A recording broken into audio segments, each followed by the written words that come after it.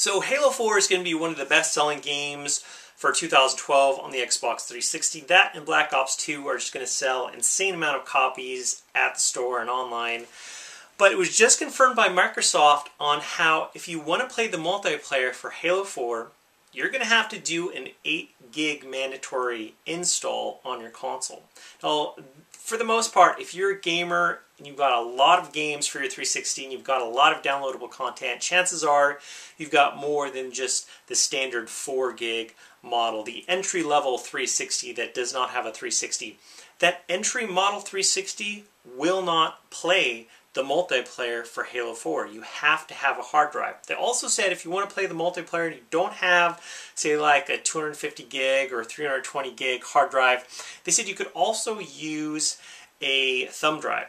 They said you could use at least an 8 gig thumb drive. So I'm guessing that this file, this mandatory install, will be a little bit smaller than 8 gigs. It has to be, otherwise it will not work, or you would not be able to install it for your 8 gig thumb drive, or you could use it for a 16 gig thumb drive, although 16 thumb drives are not exactly cheap. So this is really interesting.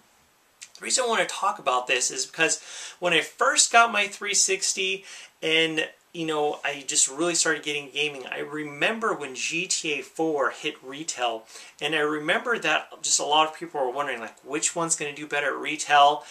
I remember when a representative from Microsoft was kind of like mocking PS3 owners, because basically why he was doing that is because he was saying on how GTA 4 for the 360 didn't require you to do a mandatory install, and on how if you wanted to play the PS3 version of GTA 4, you had to do an install. And basically, for this jab, he included a list of things you could do in GTA 4 on the 360 while GTA 4 is installing on your PS3.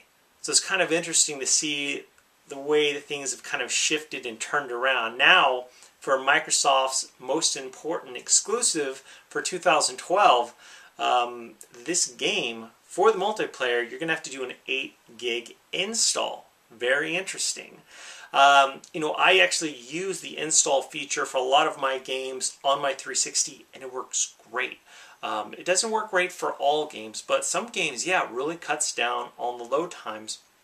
I've got a 250 gig hard drive, and you'd think I'd have enough space, but I've got so much content, games, demos, that I don't think I have 8 gigs to spare for the Halo 4 multiplayer, but I'll definitely have to make some room for that because I'm really interested to play it. Some of you guys have a 360, aren't even interested in Halo 4 older multiplayer, but you guys that are interested, definitely leave your thoughts and comments below. Let me know what you think about this mandatory install for the Halo 4 multiplayer. Really interesting.